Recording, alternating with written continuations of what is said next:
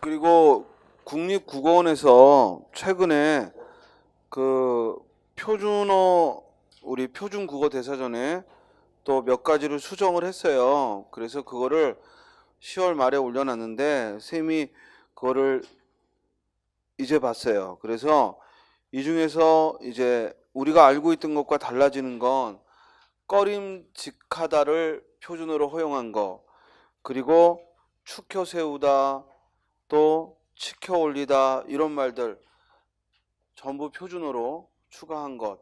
이제 요게 달라진 건데 쌤이 달라진 거는 또 한번 요번 달 끝나고 이제 다음 또 시작할 때 정리를 한번 해주겠지만 여러분들도 국립국어원에 들어가시면 이 새로 추가된 표준어 국어대사전의 규정이 있으니까 한번 검토해 보시고요.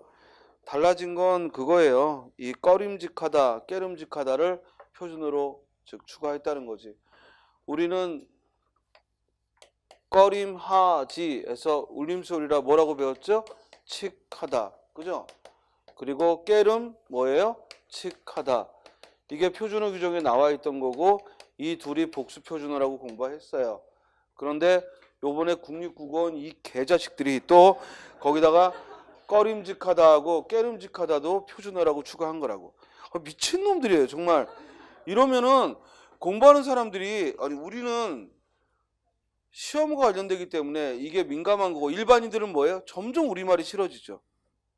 무슨 말 알겠어요? 언어를 이렇게 자꾸 바꾸면 안 되는 거야. 그 수입 볼 때 이 표준국어 대사전에 근무하는 애들이 이게 또라이 같은 새끼들이에요. 언어의 기본적인 속성도 모르는 거지. 불편하다고 계속 바꿔버리면 그것도 단 1년, 2년 사이에 이래버리면 누가 표준어를 하겠냐고. 에이 그러면 또 바뀌겠지 뭐 이러고 관심을 안 갖게 된다고. 그래서 원래 사전을 나라에서 만드는 게 아니야. 우리 영국의 가장 권위 있는 사전은 나라에서 만든 게 아니에요. 어떤 선진국도 나라가 국어사전을 만들지 않아요. 왜냐? 그렇게 되면 언어를 통제하는 게 돼버리거든. 무슨 말인지 알겠어요? 그래서 언어는 자율적으로 점점 언중들이 원하는 방향으로 달라지는 거지 그렇게 인위적으로 이게 표준어다 아니다 이걸 하는 것부터가 미친놈들의 발상이라고. 그런데 이왕 그러면 그렇게 표준어 규정을 정해서 했으면 지켜 나가야 되는데 그걸 또 이렇게 중간중간에 바꿔버리면 기껏 자장면이라고 외워놨더니 또 짜장면이라고 올려버리면 그럼 누가 지키자고. 이제 앞으로 오뚜기도 열심히 공부했더니 나중에 오뚜기도 된다 이러면은 정말 누가 공부를 하겠냐고. 그래서 어쨌든 이 미친놈들이 이렇게 또 바꿔놨는데 어쨌든 이제 얘도 된대. 꺼림직하다도. 알겠어요? 그리고 깨름직하다도. 이거 다 맞다 이거지. 그런 기출문제에서도 얘네들 틀렸다고 했던 거 뭐야? 다 맞는 거로 이제 되는 거죠. 그죠? 제일 황당했던 건 나는 주책이다예요. 주책 없다가 맞는데 왜? 그건 단어의 뜻상 주책이 주관과 소신이니까 그런 주관 소신이 없을 때 주책 없다. 이게 맞죠 당연히. 근데 또 뭐를 표준으로 했어? 주책이다도 또 맞다고 해버리고. 그러니까 화는 나지만 시험 보는 우리가 의뢰 입장이니까 따라 해야죠. 계속 이러면 정말 국립국어원을 폭파해버리든지 아니면 그 연구원들에게 협박의 편지를 보내든지 해야겠어요. 이 미친놈들이 자꾸 얘네들이 왜 그러냐면 공무원 수험생들이 늘어나면서 자꾸만 국립국어원에 의뢰하는 것들도 많고 질문도 많아지니까 본인들이 인기가 좋은 줄 착각하고 있어요. 하여튼 또 추어올리다, 겨우 추어올리다, 추어주다, 그리고 치켜 세우다가 되고 치켜 올리다는 안 되고 축혀 올리다는 되고 축혀 세우다는 안 되고 공부해놨는데 이제는 다 맞다 이거야. 그래서 축혀 세우다 라는 말도 되고 또 치켜 올리다 라는 말도 되고 마음대로 다 쓰라 마음대로. 그래서 이제 마음대로 다 써라 이런 결론이 된 거예요. 미친놈들이네 정말. 아유. 그래서 일부 표준어를 바꿔놨으니까 이제는 다 맞다. 자, 그 다음에 거기 또 봅시다. 나중에 한 번 더 한 30개를 바꿔놨는데 30개 중에서 우리가 관련된 건 이거밖에 없는 것 같고 나머지는 그냥 소소하게 풀이를 바꾼 거니까요. 쌤이 그건 더 살펴보고 얘기를 해주고요. 자, 그 다음에 328번 더듬지죠. 발음은 더듬지, 더듬지가 아니고 더듬지. 그리고 마음을 크고 넓게 앞에 거고요. 그리고 급에서는 2년여의 연구 끝에 떨지 앞에 거죠.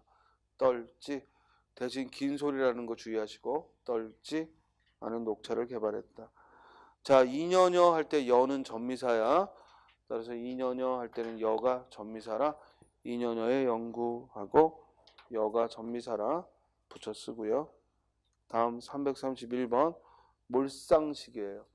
그래서 몰상식한 된소리로 발음해야 됩니다. 두 번째 거 불세출 역시 된소리로 발음해야 됩니다. 두 번째 거죠. 그리고 333번은 남존여비 당연히 두 번째 것처럼 발음될 수는 없죠. 왜냐하면 뒤에 여 모음이 왔는데 앞에 존하고 니은이 남아있을 수는 없고 니은 첨가가 일어나서 남존여비 앞에 거죠. 과거에는 남존여비 사상이 생활 속에 뿌리 깊게 박혀 있다. 다음 폐렴 할 때는 렴으로 읽는데 늑막염 할 때는 염으로 쓰죠. 폐렴이나 늑막염, 늑막염이 아니라 뭐야? 늑막염. 역시 니은 첨가가 일어나서 늑막염. 늑막염에 심하게 걸리면 폐가 늑막에 달라붙게 된다. 자, 335번은 금융, 복수표준 발음 둘 다 맞습니다. 금융. 또 검열 둘 다 맞습니다. 금융과 검열은 둘 다 맞습니다. 금융, 검열. 그러니까 니은 첨가해서 발음해도 되고 그대로 연음해서 발음해도 되고 우리 표준 발음법에 두 가지 발음이 모두 가능한 두 음절의 단어는 이 두 단어밖에 없으니까 외워두셔야 돼요. 금융, 금융회사, 검열 두 가지 모두 됩니다. 337번 송별연 첨가가 안 일어나 그대로 여름해야 돼. 송별연이 아니라 뭐야? 송별연. 특히 송별연 긴 소리라는 것도 주의하고 송별연. 다음 등용문 첨가 안 일어납니다. 등용문 첨가 안 일어나고 앞에 거 등용문. 뮤지컬도 스타들을 배출하는 이렇게 인재를 밖으로 내보낼 때 어떤 단어 써? 배출. 물론 쓰레기 밖으로 내보낼 때도 배출. 그러지만 인재를 밖으로 내보낼 때도 배출한다. 즉 뮤지컬 스타들을 배출하는 등용문이 되고 있다. 자, 햇살은 해라는 말과 살이 만난 합성명사 사입소리 현상인데 이럴 때 된소리가 나는 사입소리 현상은 앞에 거 햇살이 원칙이지만 뒤에 거 햇살을 허용한다. 그래서 둘 다 맞습니다. 햇살. 그러니까 이렇게 된소리가 나는 사입소리 현상의 경우에는 항상 내가 둘 다 맞다고. 글쎄요. 촛불 역시 발음할 때 촛불 둘 다 맞다고. 이렇게 된소리가 나는 사입소리 현상의 경우에는 두 가지 발음을 모두 허용한다. 따라서 햇살. 그러나 340번 니은이 첨가되는 나뭇잎의 경우에는 나뭇잎 니은이 첨가되는 거니까 뒤에 것만 맞겠죠? 앞에 것 나뭇잎은 불가능하지? 왜? 디귿이 니은을 만나면 반드시 비음 니은이 일어나니까 앞에 건 아예 발음이 될 수가 없고 나뭇잎. 그런데 조심할 것 나뭇잎에 일어나는 의문현상은 니은 첨가지 비음화가 아니죠. 자, 나무와 잎이 만났어. 근데 발음했더니 뭐가 일어났어? 나뭇잎. 즉 니은 니은이 첨가된 거야. 그래서 니은 니은이 첨가된 사이소리 현상이라 시옷을 표기하는 거죠. 절대 디귿이 니은으로 바뀐 게 아닙니다. 알겠죠? 첨가만 일어난 거죠. 나뭇잎. 단풍이란 가을철 잎이 떨어지기 전에 나뭇잎의 색깔이 노란색이나 붉은색으로 바뀌는 현상이다. 해서 나뭇잎 두 번째 것이 맞습니다. 자, 표준 발음 역시 적어도 여기에 나온 것들만 여러분들이 설명하고 그리고 반영하여서 발음할 수 있으면 충분히 시험은 마칠 수 있을 겁니다. 자, 또 하나. 아까도 표준국어 대사전에서 자꾸만 추가된 것들을 발표했을 때 우리가 사실은 시험을 보는 사람이라 민감하게 반응하지만 절대로 내년 시험엔 이거 안 나요. 알겠어요? 원래 공표하고 1, 2년 정도 지나야 돼요. 그래서 선생님이 뭐라고 했냐면 2016년도까지 이건 지금 국어사전을 변경한 거야. 표준어를 추가한 게 아니야. 이해돼? 우리가 표준어가 추가된 건 3번밖에 없어. 알겠어요? 따라서 표준어가 추가된 경우는 여러분들 교재에다 반영돼 있고 이건 국어사전을 바꾸는 거야. 얘는 시험에 안 나. 무슨 말인지 알겠어요? 표준어를 추가한 것들 그것들이 바뀐 건 2015년도 이전에 바뀌었는데 시험에 나오는 건 지금 작년 올해. 알겠어요? 적어도 한 1, 2년 지난 다음부터 나와. 그러니까 어찌 보면은 금방 바뀐 거에는 민감할 필요 없어요. 알겠죠? 오히려 한두 해 전에 바뀐 게 우리 시험에는 더 중요합니다. 대신 이렇게 금방 바뀐 거에 민감한 건 이제 선생들이 모의고사 낼 때 자꾸만 반영된 걸 즉 알려주고 싶다 보니까 그런 건데 실제 시험은 그렇지 않아. 그리고 더 중요한 거 실제로 우리 시험 출제하는 사람은 공무원 국어선생이 아니잖아. 누가 출제해? 고등학교 국어선생들이 출제해. 그 사람들은 이런 거 쳐다도 안 봐요. 이해돼요? 그러니까 표준어 규정이 추가된 것들만 주의를 하시면 되고 이런 국어사전 추가된 건 너무 민감하지 말라고. 그래서 선생님이 카페에도 자료를 올릴 때 국어사전 변경된 건 그냥 참고해 보세요 이렇게 얘기를 했지 꼭 보라는 말 안 합니다. 왜냐면 시험에 민감하게 반응하지 않습니다. 표준국어 대사전은 공무원 시험 보는 우리한테 중요하지 사실은 이건 나라에서 만든 거기 때문에 그래서 우리가 국가 공무원이 되려고 하고 지방직 공무원이 되려고 하니까 이 사전이 중요하지 사실은 이 사전을 쓰레기라고 생각하고 이 사전 안 보는 국어 선생들이 훨씬 많아요. 무슨 말인지 알겠어요? 그러니까 표준어가 추가된 거에 민감해야지 이 국어사전 변경된 건 그렇게 민감할 필요는 없습니다. 다만 우리가 알던 말을 자꾸만 이 국립국어원의 이 연구자들이 표준어 규정을 만드는 사람들이기도 하다 보니까 그래서 우리가 민감하게 시험을 봐야 하니까 반응하는 건데 일단 당장 바뀐 것들은 곧바로 시험에 반영되지 않으니까 여러분들 지금 시험 볼 문제는 이미 작년에 올해죠. 올해 초에 다 이미 출제됐습니다. 알겠어요? 이걸 가지고 내년에 시험을 내는 거야. 그래서 한 1, 2년 후에 반영이 되는 겁니다. 그러니까 여러분들은 너무 민감할 필요는 없습니다. 대신 법규가 바뀌고 이러는 것들은 민감하게 반영하죠. 왜냐면 그 법규에 즉 예를 들어 뭐 행정법의 어떤 규정이나 행정학과 관련된 어떤 법규는 이미 법은 한 번 바뀌면 쓸모가 없어지는 거기 때문에 그건 민감하게 반영을 합니다만 우리 국어는 그렇게 민감할 이유가 없죠. 그러니까 여러분들도 너무 그렇게 달라지는 거에 촉각을 곤두세울 필요는 없고 선생님이 말을 해줄 때 그때 좀 참고하시면 돼요.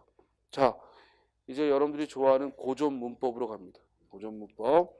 그래서 이 고전 문법은 문제를 풀기 전에 또 기본적인 걸 설명을 해야겠습니다.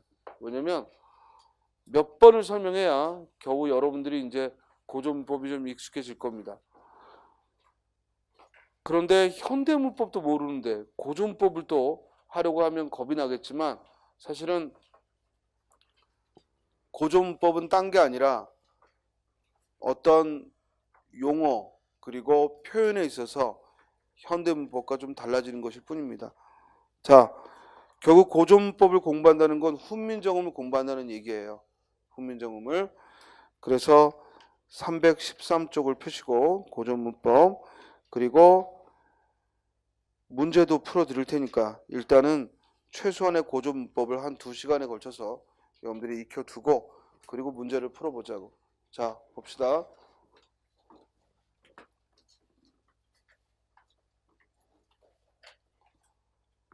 먼저 국어 학사야. 우리말에 시대별 분류지. 자, 우리 국어사는 국어의 역사를 크게 4단계로 나눈다 그랬습니다. 먼저 이건 앞서 현대문법 할 때도 잠깐 얘기했죠. 먼저 고대 국어.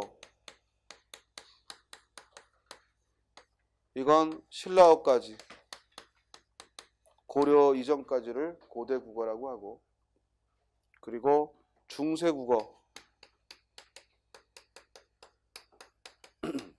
중세 국어는 전기와 후기로 나누죠. 전기는 고려어를 가리키고, 그리고 후기는 훈민정음 창제 이후에 조선 전기어를 우리가 후기 중세국어라 해요. 근데 일반적으로 중세국어 했을 때 전기 후기를 구별하지 않고 중세국어 하면은 그냥 조선 전기어를 가리킵니다. 그렇죠? 그리고 이걸 일명 15세기 국어라고 하는 거예요. 그래서 15세기 국어의 특징 또는 중세국어의 특징 그러면 조선 전기어를 떠올리시면 됩니다. 다음 근대 국어가 있죠. 근대 국어는 곧 임진왜란, 병자호란 이후부터 언제까지? 즉 갑오개혁 이전까지.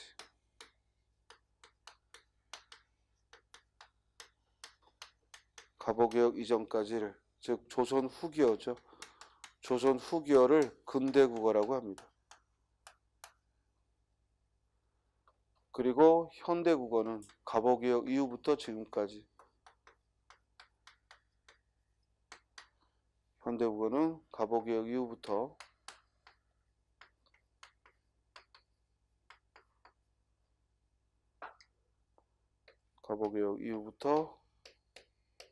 지금까지를 현대 국어라고 합니다. 자, 이때 15세기 국어 하면은 이 중세 국어, 조선 전기어를 말하고, 흔히 17세기 국어 이런 표현을 쓰면 이건 근대 국어의 시기를 가리키는 거예요.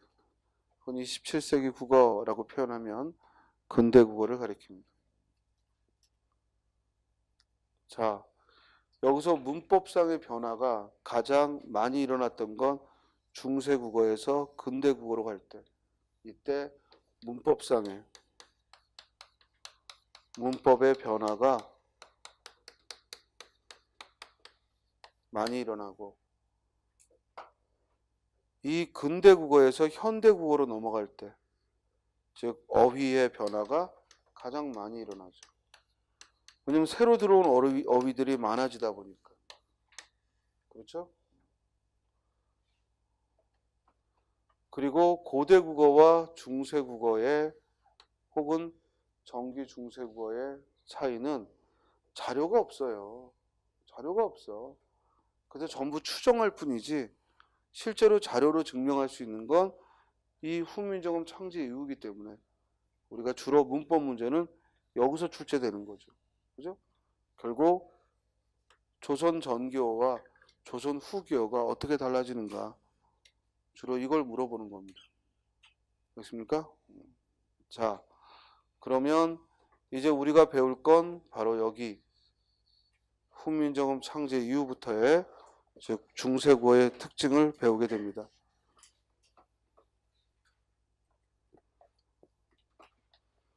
먼저 훈민정음이라고 했을 때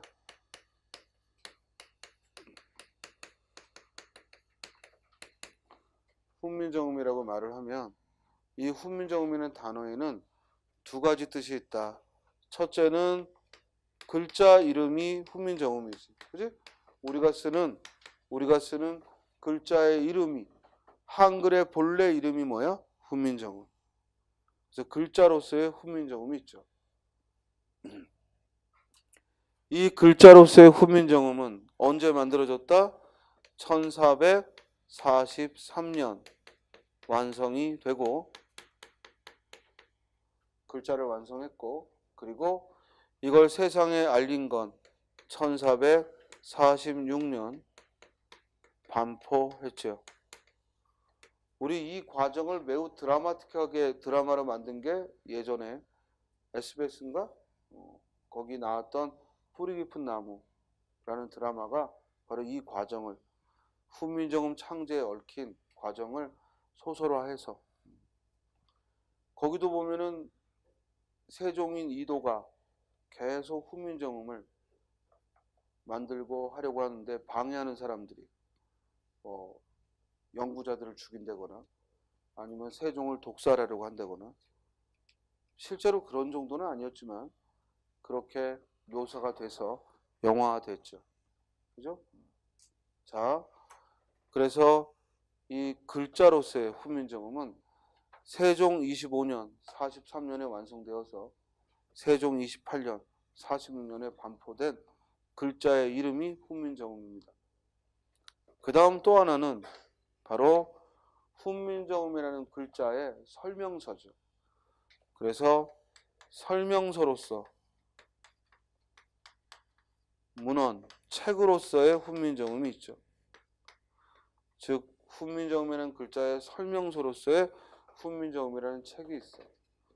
이게 바로 세계 기록문화유산에 등재되어 있는 바로 흔히 얘기하는 훈민정음 해례본입니다. 해례본 훈민정음이라는 이 책이 바로 훈민정음이라는 책이에요. 이 해례본 훈민정음은 예의 그리고 해례 그리고 정인지 서문으로 예의 해례 그리고 정인지 서문으로 이루어져 있습니다. 예의 해례 정인지 서문으로 이루어져 있고 이렇게 3부로 이루어진 이 책의 이름이 훈민정음이라는 책입니다. 자, 문제는 이게 모두 한문으로 쓰여졌죠. 한자로 한문으로 쓰여졌다고. 그래서 이걸 한문본 훈민정음이다 라고 얘기를 해요. 왜냐면 새로 만든 문자를 설명하는 거니까 기존의 문자인 한문으로 설명했겠지. 그렇죠? 그래서 한문으로 쓰여진 이 책을 한문본 훈민정음 또는 해례본 훈민정음이라 합니다. 자, 이 책은 언제 세상에 알려졌느냐? 바로 세종이 훈민정음을 반포할 때 이 설명서도 함께 책으로 냈지요. 됐어요? 그런데 이제 세월이 지나서 요 훈민정음이라는 책을 그 중에서도 예의, 즉 세종이 훈민정음을 왜 만들었는지 그 창제 정신을 담고 있는 이 예의 부분만 한글로 옮깁니다. 이걸 뭐라고 부릅니까? 언해본이라고 부릅니다. 그래서 언해본 훈민정음은 혹은 훈민정음 언해본은 해례본 훈민정음의 번역본인데 해례본 훈민정음을 다 번역한 게 아니라 뭐만 옮긴 거라고요? 예의 파트만 옮긴 거야. 그리고 이건 세조 때 월인석보라는 책에 수록을 해놓았습니다. 월인석보의 첫머리에 수록을 해놓았죠. 여러분들 기회가 되면 막 공부하다가 너무 답답해서 지하철 타고 서울 한번 간다 그러면 서울 종강역에서 내리시면 알겠어요? 1호선 타고 올라가면 종강역에 내려서 아니면 시청역이 빠르겠구나. 시청역에 내려서 광화문을 가면은 세종대왕 동상이 있어요. 그럼 그 세종대왕 동상을 이렇게 안고 알겠어요? 거기다 머리를 이렇게 댄 다음에 세종대왕의 그 체온과 그거를 충분히 느낀 다음에 지하로 내려가잖아. 지하로 내려가면 거기 한글 박물관이 있습니다. 거기 가면 여러분들 눈으로 이 책들을 보게 될 거야. 물론 복사본들이 펼쳐져 있지만 아 이게 월인석보구나. 그리고 거기에 내가 공부했던 나란말싸미 딩국의 달아 이게 있구나. 또 이게 훈민정음 해례본이구나. 여기에 국지어음은 이호중국이요 하고 즉 한자로 써 있을 거예요. 자꾸만 훈민정음이 어렵다 그러면은 한번 시간 내서 광화문에 가서 꼭 그 지하에 있다. 지하에 동상만 끌어안고 오지 말고 알겠어요? 지하로 내려가면은 한글 기념관이 있어요. 거기 가서 진짜 눈으로 한번 보면 그러면 살아있는 교육이 될 수 있지. 그렇죠? 자, 훈민정음에 대한 설명을 했습니다. 훈민정음은 두 가지 뜻이 있다. 하나는 글자로서의 훈민정음, 그 다음 책으로서의 훈민정음. 다시 책으로서의 훈민정음은 한문으로 쓰여진 해례본과 그리고 한글로 번역된 언해본이 있다. 그런데 해례본은 3부로 이루어져 있는데 언해본은 그 중에 예의만 옮긴 거다. 여기까지 알겠죠? 그 다음 이제 훈민정음을 완성해서 그걸 반포하는데 세종 25년에 완성되고 세종 28년에 반포됐는데 그럼 이 3년간 뭐 했느냐 이거야. 글쎄요? 도대체 이 3년간 뭘 했길래 3년간 이게 짧은 시간이 아니잖아. 이걸 묵혀놨다가 3년 후에 반포했느냐 이거지. 바로 이 중간에 뭘 했겠어. 이 문자가 정말 쓸만한지, 그죠? 이 문자가 정말 쓸만한지 한문으로 쓰여진 책들을 한글로 옮겨보고 그리고 실제로 이 한글로 글도 지어보고 이런 과정을 했겠죠. 이때 만들어진 바로 이걸 시험하기 위해서 1445년에 완성된 그 문헌이 바로 뭐예요? 용비어천가예요. 이 용비어천가라는 노랫말이 바로 훈민정음으로 지어진 최초의 글입니다. 이 용비어천가 국문본이 완성이 됩니다.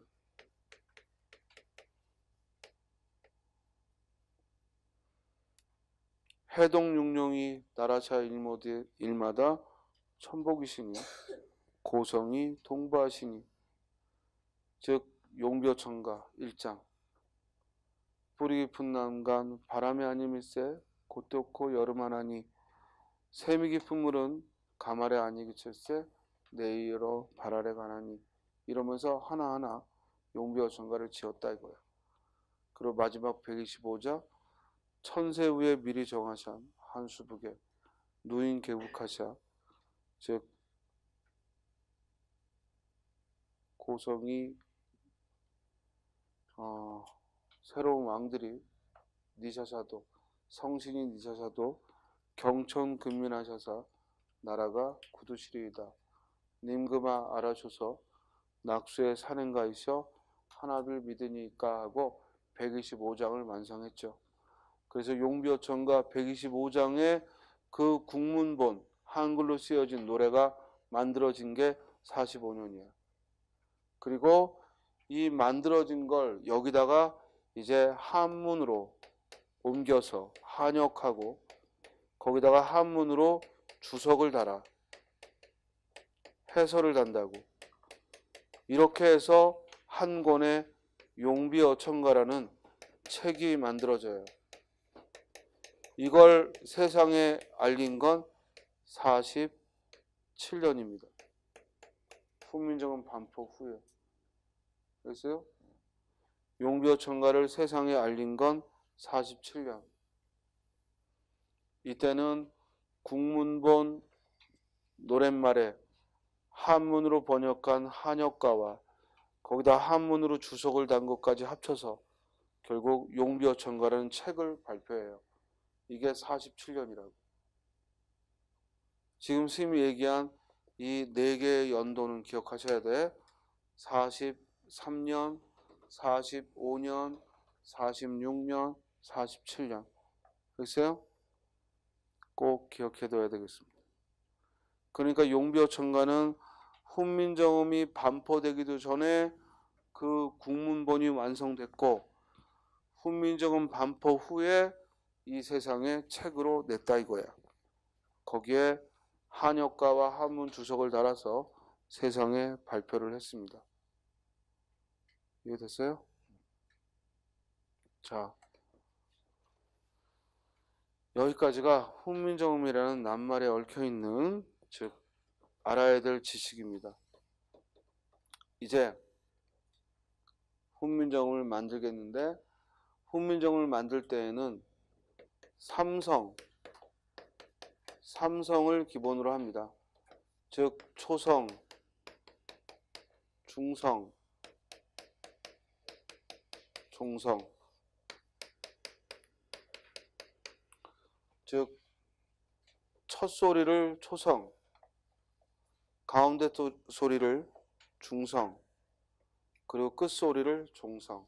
그래서 초성, 중성, 종성의 삼성을 기본으로 해서 먼저 초성부터 만드는데 초성은 발음기관을 상용하여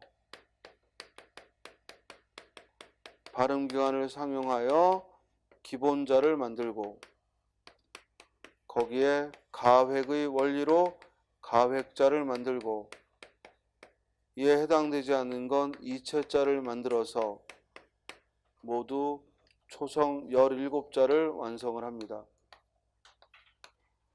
그래서 초성 17자는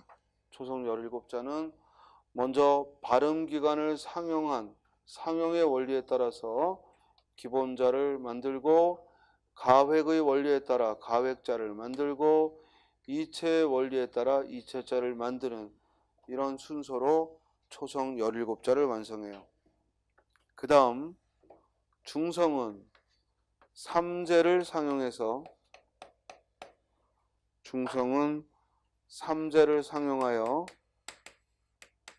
기본자를 만들고 삼재라는 건 천지인 세 글자를 가리키고 이 삼재를 상용하여 기본자를 만들고 그것이 한 번 결합되는 초출의 원리와 두 번 결합되는 재출의 원리에 따라서 즉 모두 11자를 만듭니다.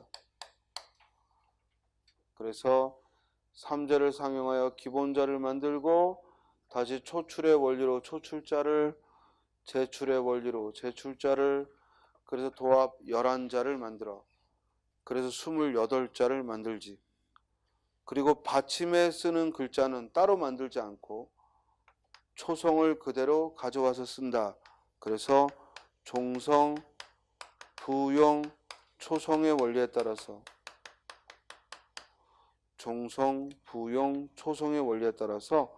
즉 종성, 부용, 초성의 원리에 따라 종성은 따로 만들지 않고 초성을 그대로 가져와서 씁니다. 이게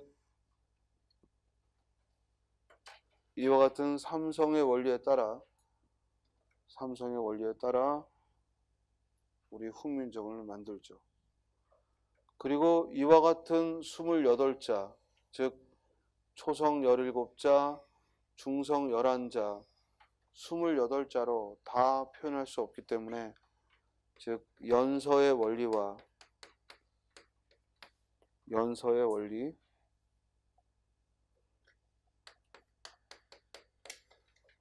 즉 이어쓰기와 그리고 병서의 원리 즉 나란히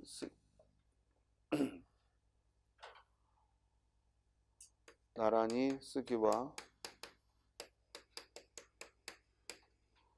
그리고 부서의 원리, 붙여 쓰기의 원리를 가지고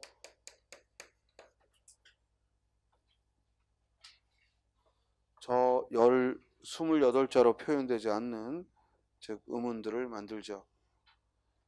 연서의 원리에 따라 즉 순경음이 만들어져요. 순경음 미음, 순경음 비읍, 순경음 쌍비읍, 순경음 피읍, 이와 같은 순경음을 만들고 병서의 원리에 따라 같은 자음을 나란히 쓰는 된소리 각자 병서와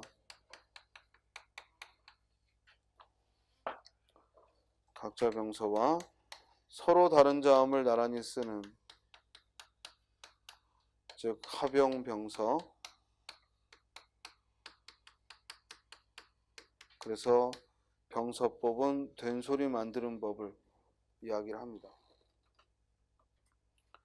그리고 부서법에 따라서 붙여쓰기, 곧 자음에 모음 붙이는 법을 자음에 모음을 붙이는 법, 그래서 모음을 붙일 때에는 자음의 오른쪽에 붙인다 우서, 자음의 아래에 붙인다 하서, 그래서 우서와 하서의 원리로 자음에 모음 붙이는 법 부서법을 만듭니다. 그리고 끝으로 이 음운들은 모여서 음절을 이룬다. 성음의 원리에 따라서 즉 음절 이루기, 초성과 중성은 서로 어울려야 음절을 이룬다 하고 음절 이루기를 이야기했죠. 그래서 이 부서법과 그리고 성음법은 서로 음절을 이루는 긴밀한 관계를 갖죠. 자음에 모음을 붙여야 음절이 이루어지고, 또한 각각의 음운들은 모여서 음절을 이룬다 이 말이나 자음에 모음을 붙이는 부서법의 이 말이나 둘 다 음절 이루기와 관계가 깊다라는 얘기입니다. 자, 우리가 훈민정음을 만들기 전에 우리는 한문을 써왔고 한자를 어떻게 한글로 옮길까 하는 것이 그 당시에 고민이었고, 그래서 한자를 옮길 때에는 동국정운이라는 책에서, 이 동국정운은 세종이 지은 우리나라 최초의 음운서입니다. 이 동국정운에서 규정한 대로 한자음을 표기하자. 그래서 동국정운식 한자음 표기에 따라 한자어를 표기하기로 한 거야. 그러면 동국정운에서 규정한 한자음 표기란 뭐냐? 바로 현실음이 아닌 이상음으로 중국어에 가까운 이상음을 표기하고 싶었다는 거지. 그래서 이 중국어에 가까운 표기를 하려고 하다 보니까 지금은 쓰지 않는 이런 여린이읒이나 또는 지금은 쓰지 않는 이런 순경음이나 또는 지금은 쓰지 않는 이런 쌍히읗이나 또는 지금은 쓰지 않는 이런 비읍, 시옷, 디귿 이런 표기들이 즉 가능했다는 거예요. 저게 다 중국어 표기하려고 한문을 보다 그들의 발음에 가깝게 표기하려고 만들어진 것들이에요. 또한 한자어는 무조건 삼성을 지키기로 했어요. 그러니까 받침이 필요 없는 한자어까지도 무조건 받침을 적었죠. 예를 들어 여기 어조사 어자가 있으면 그냥 우리말로는 하면 되는데 받침이 없을 때는 일부러 여기다 받침을 넣었다는 얘기죠. 그래서 아예 삼성을 지키려고 했던 것도 동국정운식 한자음 표기입니다. 이 방법이 너무나 불편했기 때문에 이 동국정운식 한자음 표기는 결국 세종 세조 때만 지켜집니다. 세종 세조 때만 지켜지다가 그 후에 사용하지 않습니다. 동국적 음식 한자음 표기는 세종 세조 때만 지켜지다가 그 후에는 사용되지 않는다. 그러니까 훈민정음 언해본 해석할 때만 동국적 음식 한자음 표기에 대한 얘기를 또 할 겁니다. 다음, 지금 구체적으로 초성 만들고 중성 만드는 건 다음 시간에 할 거고 지금 선생님이 큰 틀을 설명하는 거야. 그래서 동국적 음식 한자음 표기라는 것은 현실음이 아니라 이상음을 표기하는 것이라 세종 세조 때만 잠깐 지켜지다 사용되지 않았다는 얘기고, 그 다음 그 당시 15세기 때 우리 표기는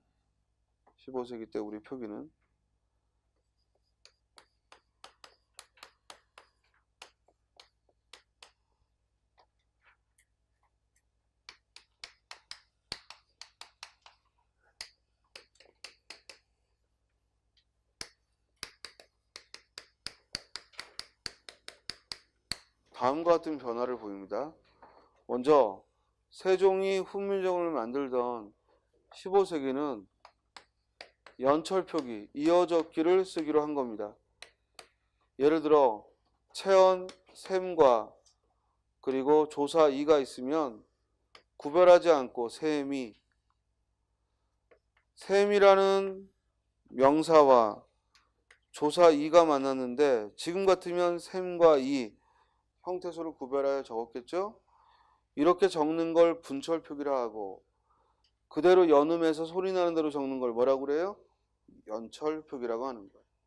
그 15세기 때에는 체험과 조사를 구별하지 않고 연철표기를 썼어요.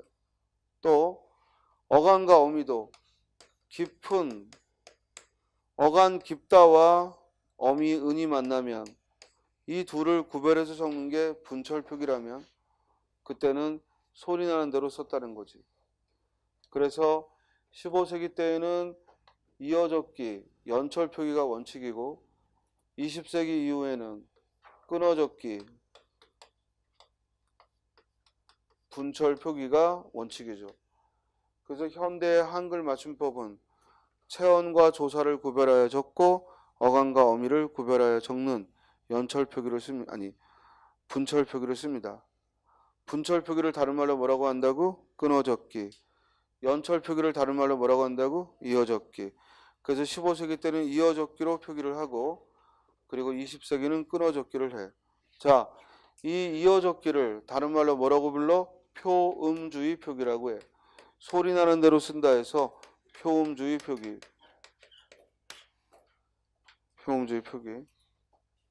자, 이 분철, 끊어적기를 뭐라고 불러? 이를 표의주의 표기. 의미로 형태소별로 끊어 적으니까 표의주의 표기라고 해요. 반면에 17세기 바로 근대국어 과도기에는 이도 저도 아닌 거야. 이해돼? 즉 문헌상에 뭐가 중심인지 애매할 정도로 이도 저도 아닌, 연철도 아니고 분철도 아닌 그런 과도기의 표기가 보여.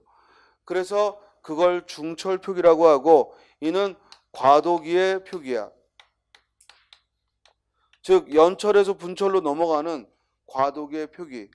그래서 이걸 다른 말로는 거듭적기라고 하죠. 자, 그러면 해봐. 셈이라고 이어 발음하면 연철이고 셈과 이를 끊어 발음하면 끊어 표기하면 분철이야. 그러면 중철은 어떻게 하겠어? 셈미, 이도저도 아닌. 이해돼요? 또 깊은 연철 표기고 어간과 어미를 구별하여 깊은 이건 분철 표기라고 그랬어. 그러면 중철은 어떻게 적겠어? 깊은 이딴 식으로 적는다 이거지. 알겠어요? 이 사람들이 17세기 때 임진왜란 병자호란 이후에 우리 조상들이 일부러 이딴 식으로 적은 게 아니라 이렇게 넘어가야 되는데 이러지도 저러지도 못하는 그런 과도기의 표기였다고. 근데 봐봐. 지금 현대 국어에서도 분명히 끊어적기잖아. 끊어적기인데 어떤 단어는 반드시 이렇게 쓰고 어떤 단어는 반드시 이러고 쓰잖아. 그럼 우리 후손이 이걸 보고 20세기는 분철이 원칙인데 반드시 이게 보이면 예외적이다 이렇게 하지 않지. 왜냐면 이렇게도 쓰는 말도 있고 저렇게도 쓰는 말도 있는 거야. 그러면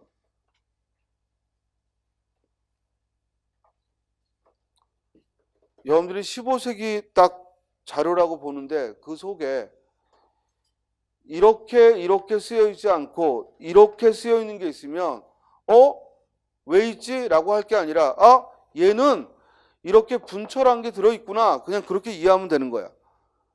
무조건 15세기는 연철이니까 다 이렇게 써야 된다. 이렇게 오해하지 말고. 뭔 소리지 알겠어요? 지금 20세기도 소리 나는 대로 적는 것도 있고 어법에 따라 쓰는 것도 있으니까 한글 맞춤법 룰이 뭐예요? 표준어를 소리 나는 대로 적되 어법에 따라 쓰는 걸 원칙으로 한다. 이렇게 써놓은 것도 분명히 분철, 끊어 적는 것이 원칙이지만 부분은 뭐야? 소리 나는 대로 적는 단어들이 있다. 그러니까 15세기 문헌을 볼 때도 부분 그렇게 분철한 게 있더라도 놀랄 필요는 없다. 대신 그때의 대세는 뭐라고? 연철 표기가 대세다 이거야. 알겠어요? 자, 그 다음 이제 중요한 건 이 표기 규정과 관련되어서 바로 받침 규정이야. 자, 이거부터 하자. 현대국어의 받침은 어떤 원칙에 따라 받침을 적나? 우리 받침 적을 때 어떤 원칙에 따라 받침을 적어요? 즉 무슨 말이냐면 받침에 적는 자음을 받침에 적는데 이건 받침에 적어야 되고 이건 받침에 적을 수 없어. 이건 어떤 규정에 따라 하냐고. 그런 거 없죠? 다 적죠? 이해돼요? 발음이 7개, 8개가 발음돼서 그렇지 표기는 다 적죠? 무슨 말인지 알겠어요? 그래서 그걸 뭐라고 하냐면 그냥 종성에 초성 다 쓰면 된다는 거야. 종성, 부용, 초성이야. 어찌 보면 종성을 만든 원리에 가장 가깝게 쓰는 거야, 현대국어가. 받침에 다 쓰잖아. 겹받침 써도 되고. 알겠어요? 꽃 그러고 치읓 써도 되고. 이해돼요?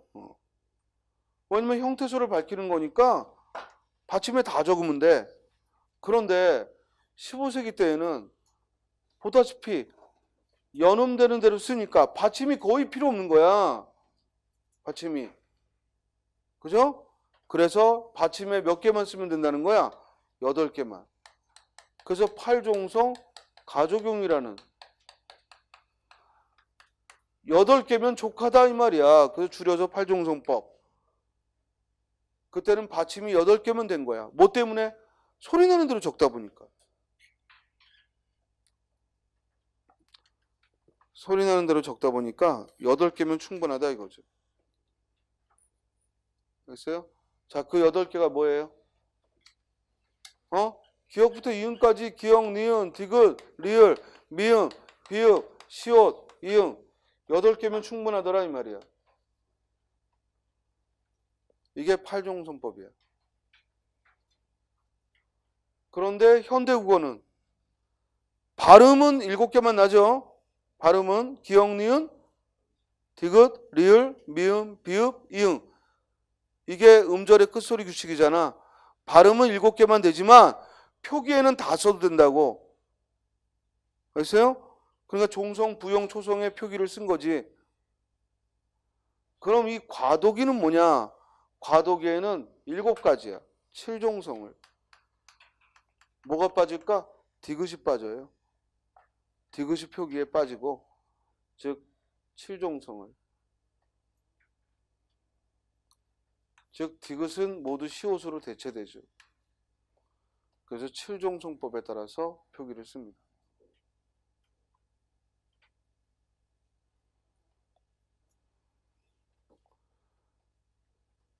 그러니까 어떤 책이 옛날 문헌이 발견됐는데 거기에 이런 글자들로 주로 써 있다. 그죠? 이렇게 어간 어미를 구별하지 않고 이렇게 거듭 적은 게 주로 써 있다 그러면 아, 얘는 15세기는 아니겠구나. 이렇게 짐작하는 거예요. 그렇다고 이게 정확히 몇 년대 모르죠, 그건. 그렇지만 아, 이게 15세기는 아니겠구나. 이해돼요? 예를 들어 지금 최근에 나온 어떤 발견된 책이 있는데 이게 분명히 현대 글인데 이게 80년대 이전 건지 이후 건지는 우리가 구별할 수 있어요. 왜? 어떤 단어들, 표준어 규정이 만들어진 게 언제야? 89년이기 때문에. 적어도 그 이전에 나온 책이면은 뭐야? 지금 우리가 쓰고 있는 표준어 규정에 어긋난 것들이 많이 보이겠지. 그러면 아, 이건 최소한 80년대 이전에 만들어진 책이구나. 알겠어요? 예를 들어 자꾸만 책에 한두 번도 아니고 계속 읍니다가 쓰여 있어. 먹읍니다. 그죠? 이런 식으로. 뭐 같습니다 하고 씁니다가 아니라 뭐 같읍니다 이렇게 읍니다가 자꾸 써 있어. 하나둘 틀린 게 아니라 전부 이렇게 써 있어. 그러면 아하, 이 책은 언제 나온 거다? 적어도 한글 맞춤법 이전에 나온 거구나. 이걸 짐작할 수 있잖아요. 그죠? 그러듯이 지금 이와 같은 거의 뭐 200년에 걸친 이런 차이들은 누가 이렇게 하라고 한 게 아니라 옛날 책들을 비교하다 보니까 학자들이 발견한 것일 뿐이야.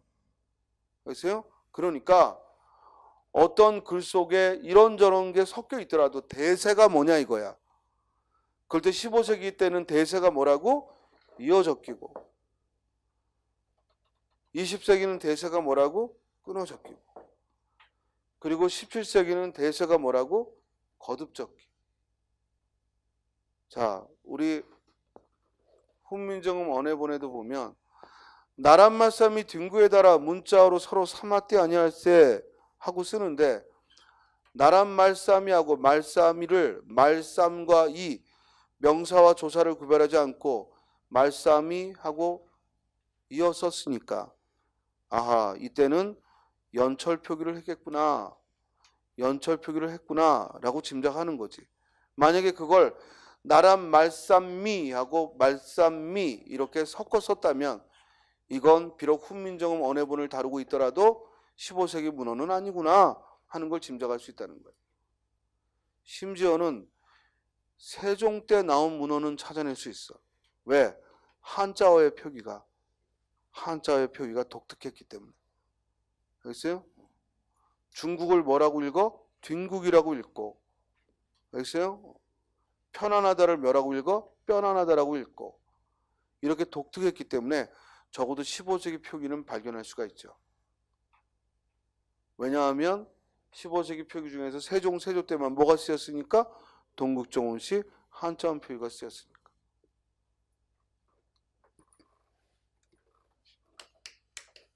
공자라고 해놓고 옆에 한글을 공자 이렇게만 썼다면 이건 절대 15세기 문헌이 아니란 얘기지. 세종, 세조 때 나온 건 아니란 얘기지. 만약에 세종, 세조 때는 뭐라고 썼겠어? 공장 이렇게 썼겠지. 받침이 없는 말에는 무조건 받침을 붙였으니까. 됐어요? 그래서 결국 지금 얘기한 건 고전문법에 가장 시험에 많이 나오는 중요한 것들을 설명한 거야. 이제 다음 시간에는 또 이걸 복습을 할 거야. 그러면서 다시 하나하나 초성부터 만들어 가볼 겁니다. 알겠어요? 대신 지금 설명한 것들을 충분히 이해를 하고 있으면 훨씬 설명이 듣기가 수월할 거예요. 알겠죠? 오늘은 여기까지 하겠습니다. 다음 시간에는 313쪽 초성의 원리부터 진행하도록 하죠. 그리고 다음 주가 5주입니까? 4주입니까? 5주죠. 다음 주가 11월 달 5주이기 때문에 우리가 12월 달에 진도가 끝나더라고. 3개월 과정이라. 그래서 다음 주 목요일은 수업 안 합니다. 다음 주 목요일은 수업 안 하고 4주만 하죠. 알겠어요? 대신 수요일 날 하는 특강은 4주기 때문에 그 수업은 그대로 할 거고, 그리고 5주째는 이 이론반 수업은 5주째라 쉬기로 하겠습니다. 대신 12월 달에는 쉬는 때가 없죠. 그럼 여러분들이 원하면 11월 달에 그냥 하고 12월 달에 쉬어도 되고, 12월 달에 그런데 마지막 주를 쉬어버리면 여러분들이 좀 그럴 것 같아. 그래서 그냥 11월 달 5주째 쉬고 12월 달은 쉬는 거 없이 하고 그러면 되겠어요? 아, 선생님 그러지 말고 뭐 5주 계속 하죠. 싫어, 힘들어. 그래서 어제 오늘 연달아 하는 게 내가 쉽지가 않아. 그래서 5주니까 마침 5주니까 그냥 쉴게요. 알겠어요? 5주 한다고 누가 칭찬해 주는 것도 아니고 그냥 뭐 여러분들도 복습할 시간도 필요하고, 아니야 그건 핑계고 그냥 하기 싫어. 그러니까 5주째는 쉽시다. 알겠죠? 오늘 여기까지 하죠. 예, 수고하셨습니다.